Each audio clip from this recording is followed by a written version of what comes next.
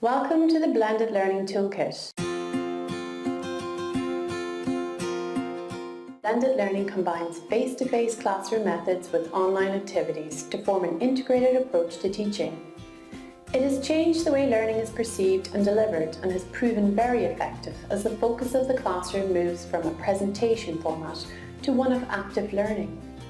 Because the online portion of a course can provide learners with multimedia-rich content at a time and place that suits them, classroom time can then be used more effectively, for instance to cover challenging concepts or to address questions learners may have on a specific topic.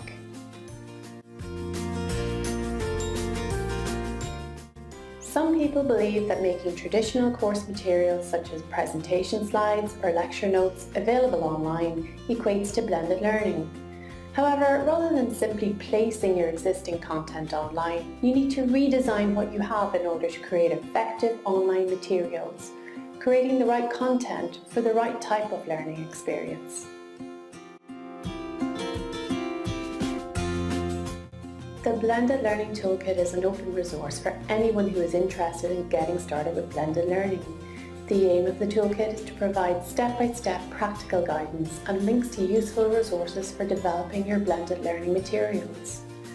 The toolkit is presented in 4 logical parts. Part 1 is focused on getting familiar with the concept of blended learning and understanding how roles and responsibilities of lecturers are evolving. Part 2 focuses on planning your approach to your blended course design.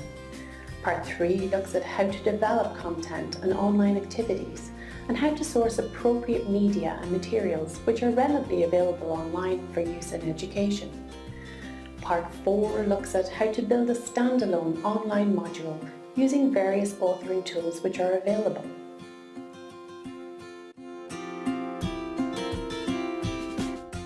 If blended learning is a new concept to you, then you've come to the right place, as the aim of this toolkit is to provide assistance in designing and developing your blended learning materials. Instead of using technology to recreate what you already do in the classroom, we would encourage you to think about opportunities for new ways of working. Now let's take a guided tour of the Blended Learning Toolkit. First off, the toolkit is presented in 3 different formats. Web, for those that prefer to dip in and out of sections online. PDF, if you prefer to print off a guide to scribble notes on as you work through. And ebook, which you can browse through online at your leisure.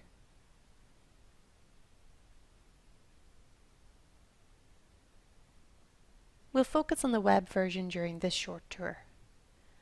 As I mentioned in the introduction video, the toolkit is presented in 4 parts.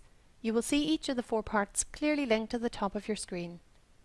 Contained within each of the 4 parts are a number of individual pages. You can use the numbered links at the bottom to step through each page in a logical order. At the end of each part, there are a number of questions for you to reflect on to help you establish how your blended learning journey is progressing.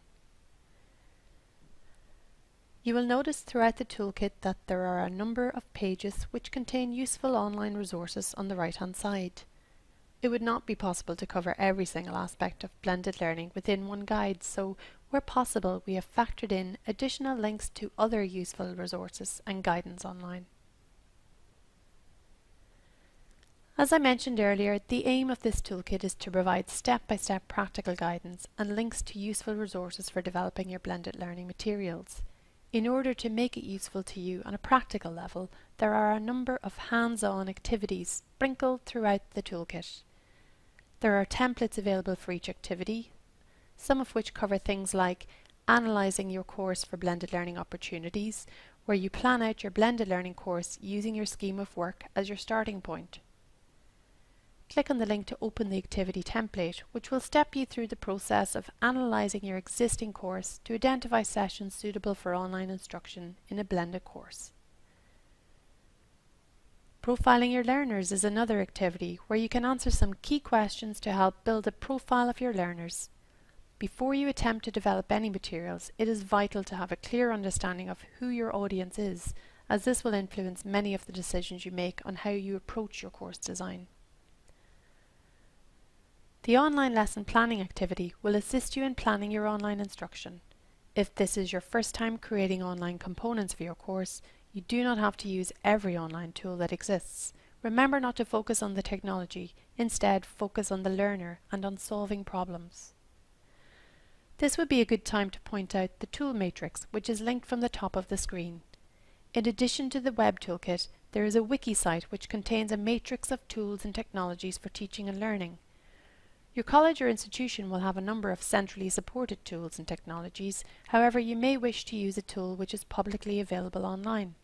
The real challenge is finding the right technology to fit your context. Browse through the 10 categories to explore tools which could work for you.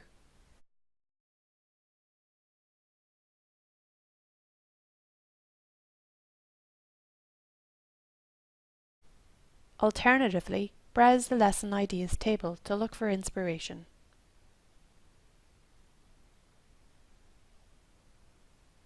Let's return to the toolkit, where there are a number of video case studies which feature lecturers from colleges around Northern Ireland who have recently used this toolkit to produce some impressive learning materials of their own.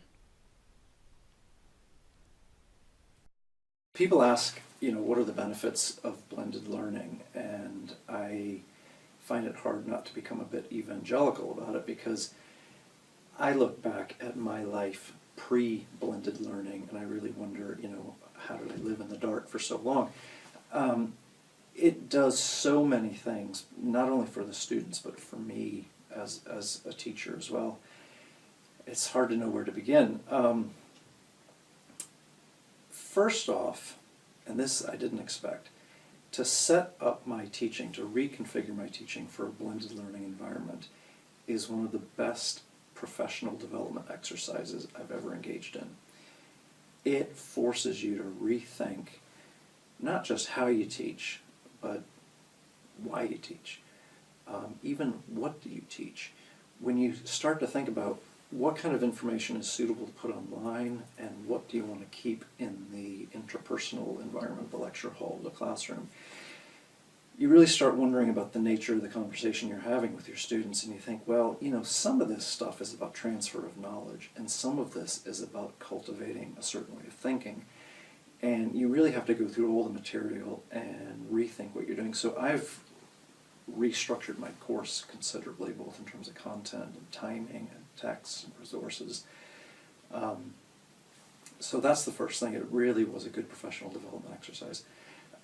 Secondly, students really took to it. I mean, they are, as the phrase digital native certainly applies. They have absolutely no bother accessing information this way. They really like the fact that they can return to the materials whenever it suits them.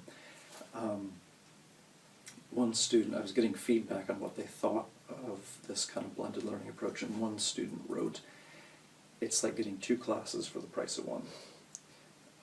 They really felt that they view my lectures online, they review those lectures, they have to prepare their readings for class, and all that happens before they even get to class.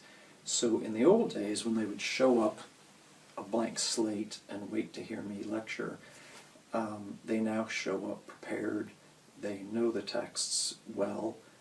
I quiz them on the text. It's very clear they have to be completely prepared before they come. I mean, that used to be a problem. You had students showing up who maybe hadn't done the reading. They thought, well, I'll just come and get the notes. Now they show up prepared, and they know that in class they have to be actively engaged. They have to work in groups.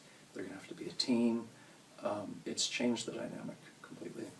The subjects I teach then are varied and not always practical. So it's not always easy to keep the students engaged for a longish period of time.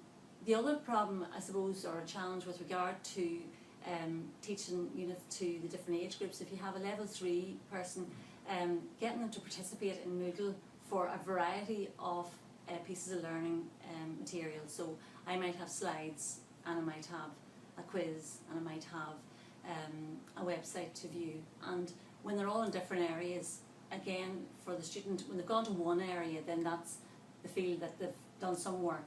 Whereas, I felt maybe if I had some way of encapsulating the whole thing, that they could access that at one point only. Some of the challenges I've faced in the past is keeping students' attention, keeping them engaged, having to repeatedly go over things in class a number of times. And at times students miss class, so they have to play catch up. So the traditional way of delivery is classroom based, and this new online delivery will mean students can use it at any time. Start out trying to think of what topic you're going to do if you're not going to do the whole course. But then with regard to the topic is looking at your existing materials and wondering how you can change those. And you're aware that the student's not going to be sitting right beside you, so they're not going to be able to ask you questions. So everything has to be very clear. And then you realise that often the material isn't clear. So even for a student to participate in Moodle and look at some materials, they wouldn't maybe understand them when they're away from the classroom. So it's probably been quite a good experience in the development of blended learning in terms of a reflective. Of course, we'll always reflect on everything we do, and you can't help it, it's only human nature. But this was a particularly good part of this whole process, because you had to sort of think, well, if we're doing this from scratch and you've never known anything about this before and you don't have anybody to ask about, what do you really need to know? So that's something I suppose that was really good about the process. And again, I say then looking at the current materials, that's time consuming, trying to slim those down and edit those and make sure your sequence is right, so that you don't have things out of sequence, or that information is just popping up which has never been mentioned before, which you could do in a classroom, because then you could sort of say, well, oh yes, that's something extra we need to look at now. I've selected a lesson on data flow diagrams from the Systems Analysis and Design module on the Foundation degree. One of my main aims was to make my lesson materials more engaging, as well as to give students a little more freedom in terms of access to materials online at a time that suits them. There's some work involved in transforming the teaching materials from a traditional format to one which is suitable for online delivery. Some of the steps include adding narration to PowerPoint slides to put things in context for my students, as I won't be standing in front of them for this lesson. Now take a few moments to practice drawing a Level 0 DFD. Use pen and paper for this exercise. Read the mini scenario on the screen and then draw a single process box to represent SRC retail. Now identify and draw the external entity.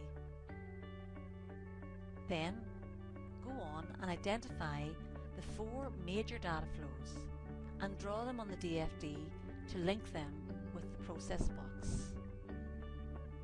When you're happy with your solution, click Next to check your answer against mine. I hope you got on fine.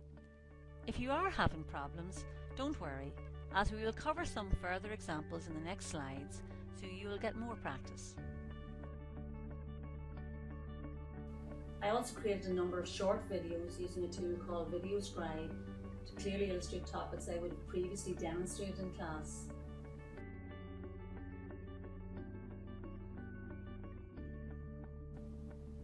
I used a tool called Go Animate to create a little animated scenario to support one of my activities. In the past, I would have given the students a written version of the scenario in a Word document.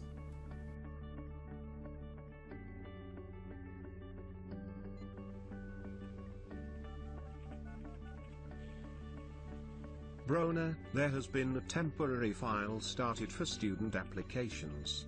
Would you transfer all these applications for the September 2014 courses onto the applications database? No problem, Jason.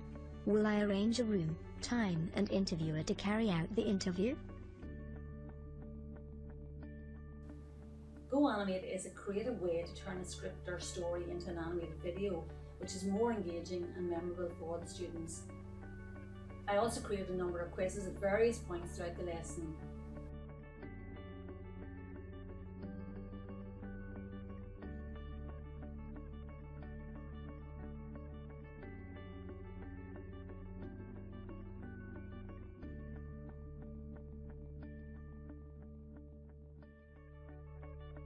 The final step was to embed everything in my PowerPoint slides and wrap it up with Articulate Studio, and it was ready then to put on Moodle.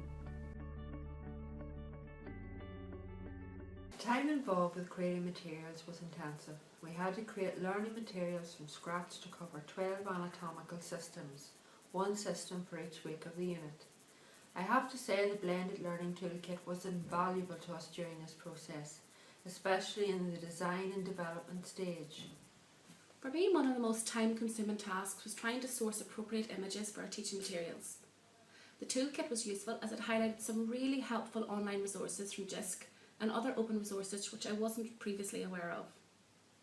I also learned about Creative Commons images available for use in education and how to attribute a license according to the author's wishes. We picked up a lot of other useful tips like how to chunk up our content and how to present our content in interesting ways.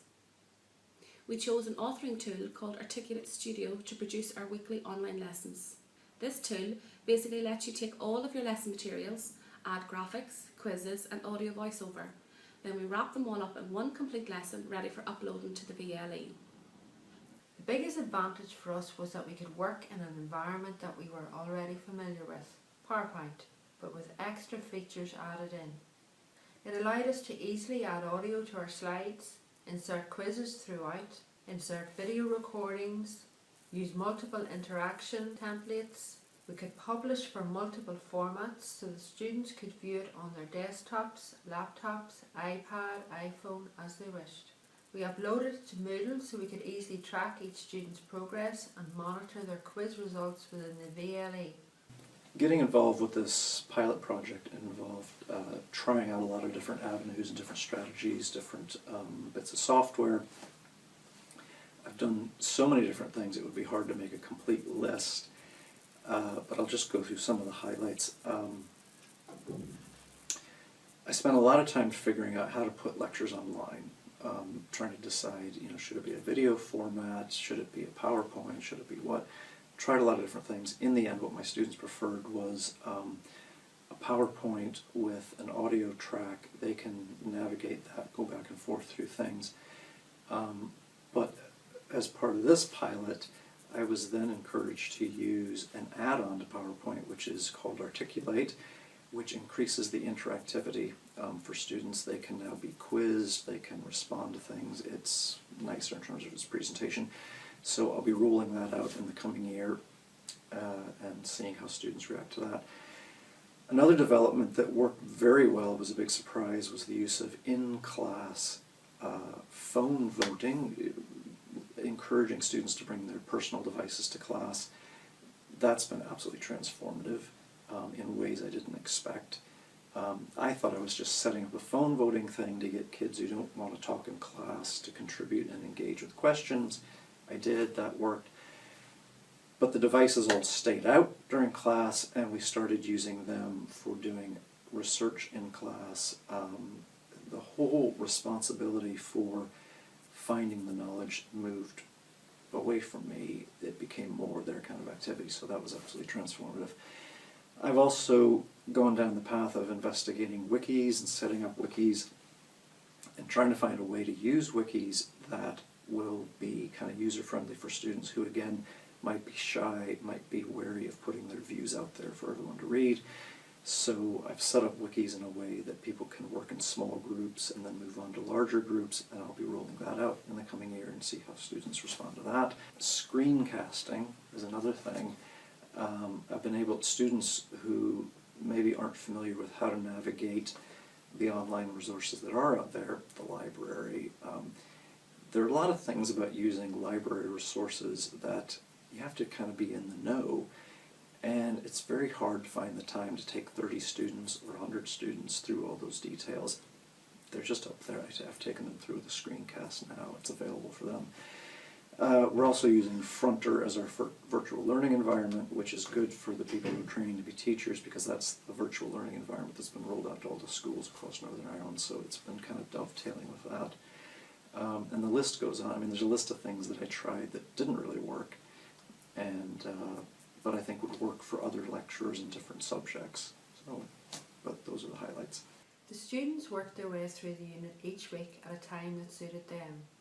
Lectures made themselves available online between 6 p.m. and 10 p.m. every Monday evening to answer any questions through the chat facility on Moodle. This provides the students with an opportunity to discuss problem areas or queries they had with any part of the material.